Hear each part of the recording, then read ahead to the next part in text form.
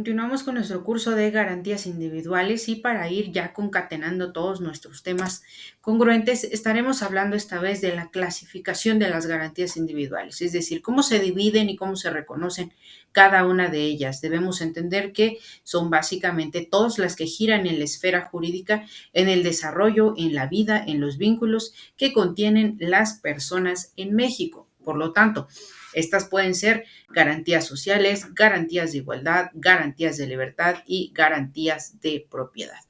Dentro de esta clasificación, nosotros debemos tener en cuenta ya el concepto histórico, ¿no? Las cuestiones sobre las garantías individuales, pues que también son derivadas de los derechos fundamentales del hombre y que se pueden considerar que tienen su primer fundamento en Inglaterra a través de los estatutos, tales como la Carta Magna de 1215 y la petición de derechos en 1628,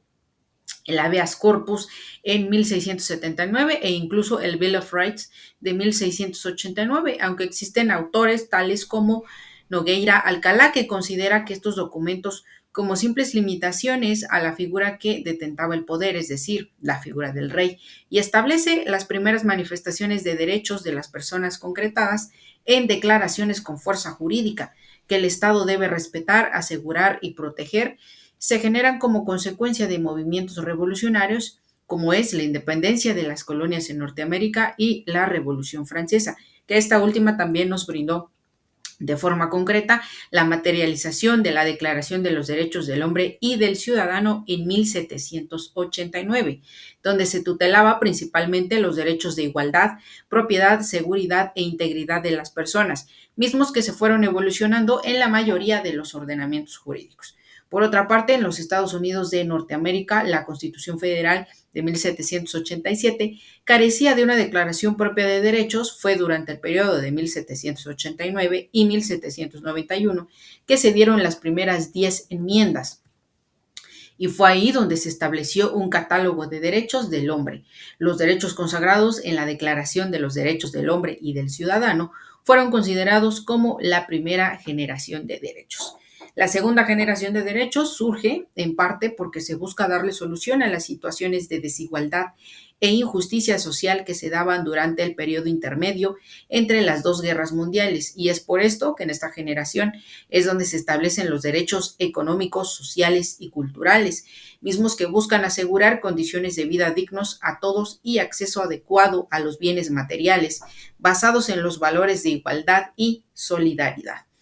Esta generación de derechos alcanza su máxima expresión en la Declaración Universal de Derechos Humanos el 10 de diciembre de 1948, emitida por la Organización de las Naciones Unidas, y los derechos contenidos en esta declaración tuvieron diferentes clasificaciones. ¿Qué clasificaciones? Aquí podemos hablar de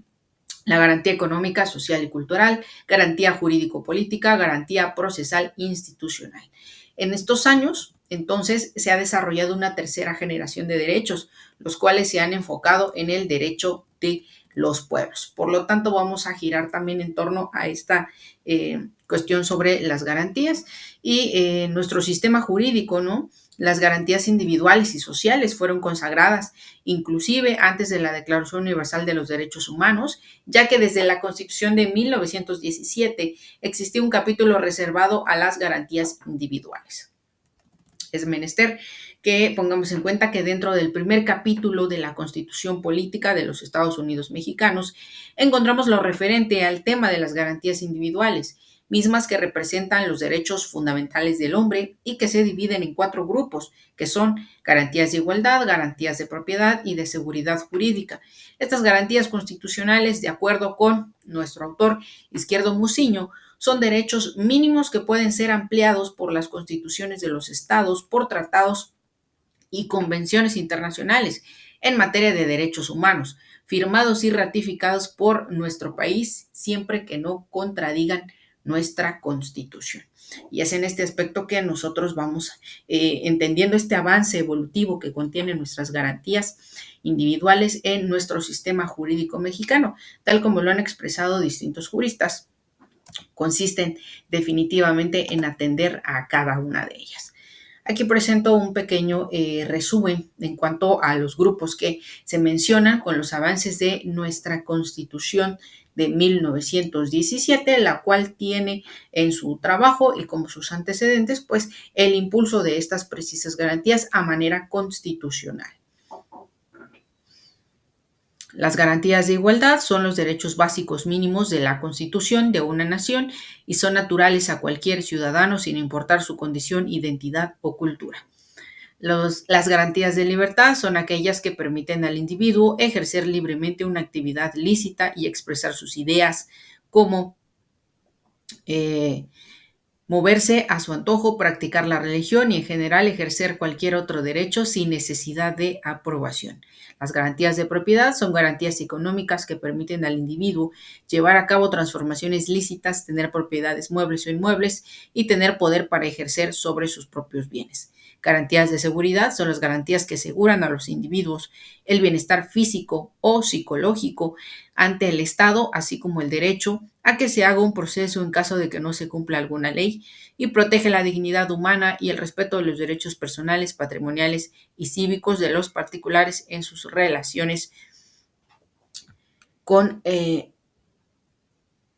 con la Constitución. En este mismo punto se dan ahí los ejemplos sobre los distintos derechos que se reconocen dentro de cada una de estas garantías y descritos, por supuesto. No olvidar también que nosotros contamos en cuanto a estas garantías ciertos deberes y que son procedentes de nuestros mismos derechos, es decir, en nuestro intercambio sobre obligaciones y derechos o derechos y obligaciones. Entonces presento a manera de resumen también el compromiso que se obtiene de nosotros con esta parte de la ciudadanía y que nuestro Estado resguarda precisamente esta clasificación de garantías individuales a manera constitucional.